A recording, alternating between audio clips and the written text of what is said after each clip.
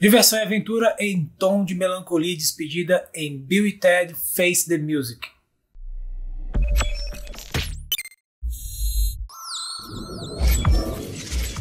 Olá meus heróis, tudo bem com vocês? Hoje teremos a resenha do terceiro filme da trilogia Bill and Ted, que é Bill and Ted Face the Music, lançado agora no final de agosto, mais precisamente 27 de agosto. Uma franquia que marcou o final de uma geração volta após quase 30 anos. Mas antes de começarmos, não se esqueça de se inscrever aqui no canal, ativar o mega sino das notificações, avalie o vídeo também, que é muito importante, deixe o seu gostei, deixe também seu comentário, eu vou me teletransportar e responder seu comentário imediatamente para conversarmos aqui sobre as coisas que eu vou falar nesse vídeo, entre outras coisas também. Não se esqueça também de seguir o Mega Hero nas redes sociais, no Twitter e no Instagram, que é o @MegaHeroOficial. Acesse também o site que é megahero.com.br, que tem diversas outras coisas que nós produzimos, coisas bem legais.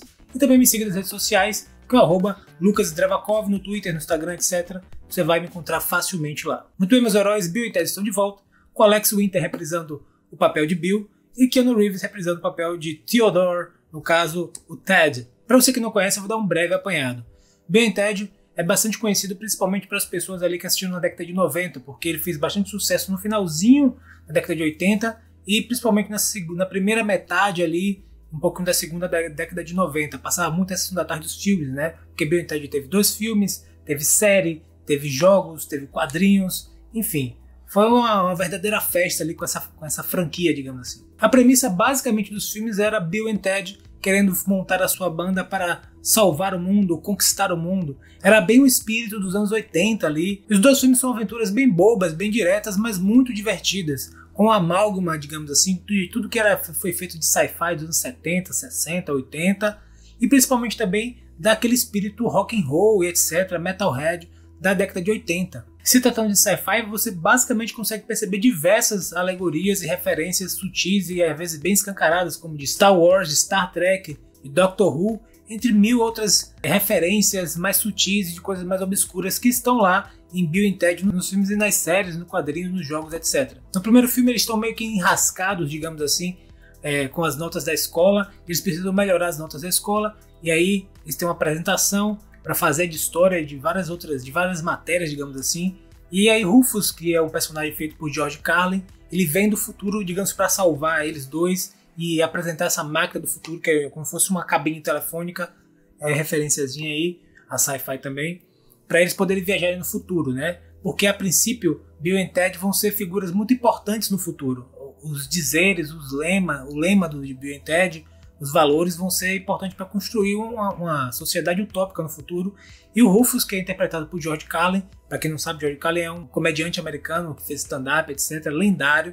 Ele faz esse papel que é bem engraçado, inclusive. Eles fazem tudo lá, fazem aquela viagem no tempo, pegam várias pessoas históricas para poder voltar e fazer a apresentação na sua escola com essas figuras históricas. É uma aventura bem divertida, bem legal, e tem todo esse espírito assim para você que viveu nos anos 80 ou lá na primeira metade dos anos 90, você simplesmente vai adorar o filme. O filme fez muito sucesso principalmente por causa disso. Aquela interpretação bem caricata de metalhead, tanto do Bill quanto do Ted, no caso do Alex e do Keanu. No segundo filme a história fica um pouco mais surreal, a aventura fica mais louca, né?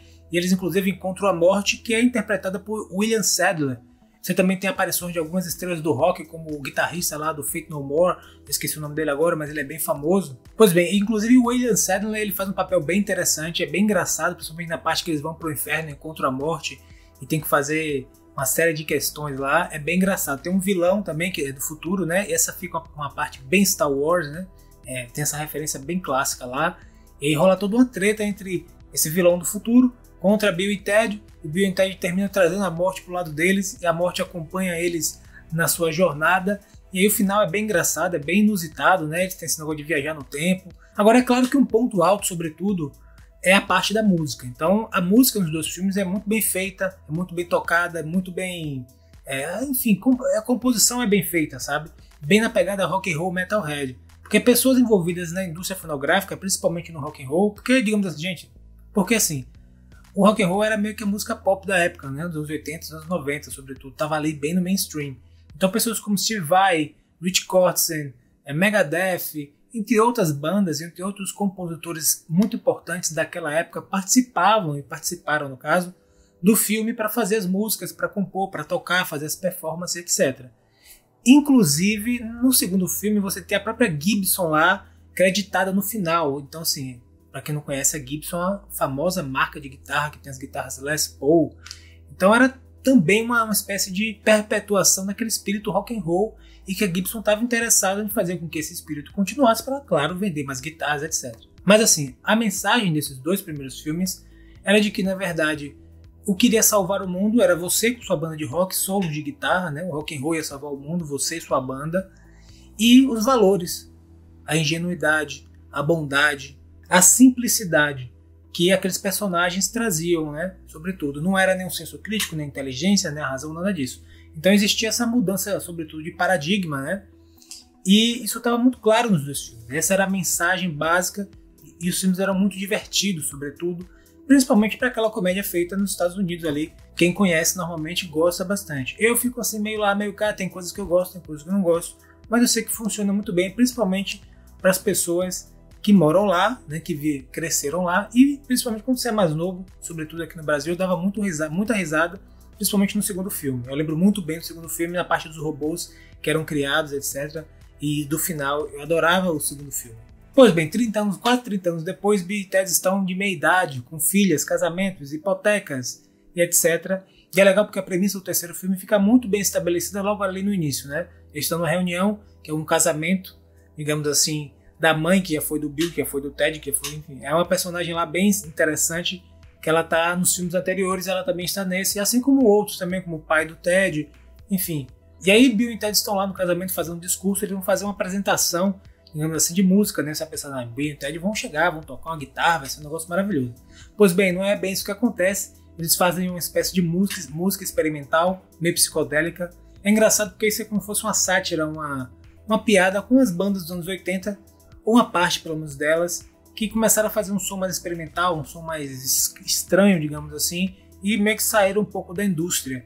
Ou, digamos, é uma própria crítica a uma boa parte das bandas de rock, pararam de fazer aquele som divertido dos anos 80 e foram fazer um som mais sério, um som mais cabeça, um som que tenha outra proposta. Acabando esse discurso e essa apresentação, eles vão para casa e aí nós descobrimos que eles estão com as filhas agora, né? As filhas, na verdade, já são apresentadas no final do segundo filme, agora elas estão grandes, etc. Então também gostam de música, estão tocando ali na garagem. Nós também descobrimos depois que eles estão com problemas no casamento, que eles casaram com as princesas que encontraram lá na Idade Média. Pois bem, a história é bem louca mesmo nesse sentido.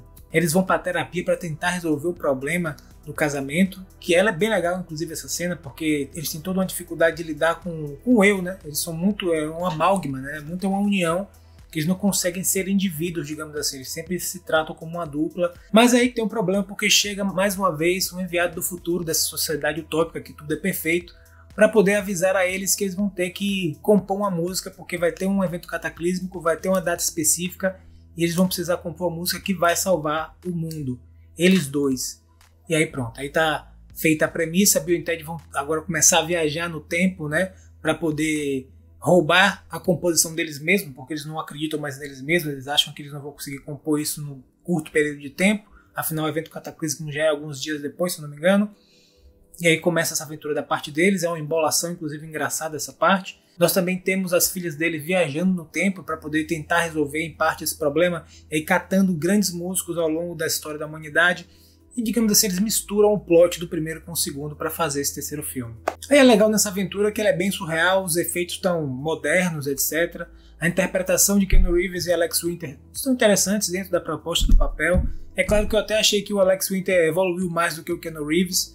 Apesar de eu adorar o Keanu Reeves, eu adoro ele fazendo Matrix, John Wick, etc. Diversos outros filmes que ele faz, mas ele é um ator, eu pelo menos considero ele um ator bastante limitado, mas que sabe muito bem gerenciar a carreira e entrar em projetos bem interessantes de filmes bem legais, que são normalmente um estouro de bilheteria, né? Nós também temos ali alguns atores que voltam, como o pai de Ted, como eu mencionei anteriormente. Nós temos a morte, né, com o William Sandler. Novamente, eu também acho que, não sei se o William Sandler está aposentado, não sei muito bem o que está acontecendo.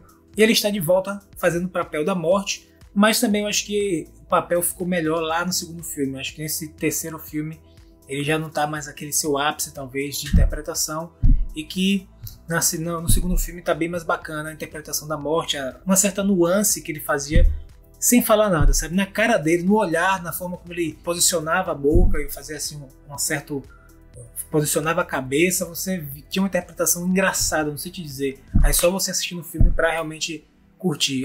Dos três, eu prefiro já, digo de antemão que eu prefiro o segundo filme. Pois bem, é uma aventura simples, engraçada, divertida, com enredo de viagem no tempo, toda aquela coisa de sci-fi que a gente já conhece, né? Meio embolado mesmo, acho que é até uma espécie de sátira com os próprios filmes de ficção científica que tentam mexer com viagem no tempo e meio que não dá muito certo. Ou até às vezes essas histórias de sci-fi e pulp que já tiveram. Enfim, ele é uma grande homenagem, uma grande sátira, uma grande tiração de sarro às vezes, com todo esse universo. E como nós estamos 30 anos depois, digamos que o espírito do filme, eu senti que o espírito do filme mudou um pouco, sabe? Muitas coisas que, é claro, tem coisas que não cabiam mais serem feitas ou serem ditas, ou piadas talvez, que eram feitas no final da década de 80, fazer hoje em dia, certo? Tudo bem.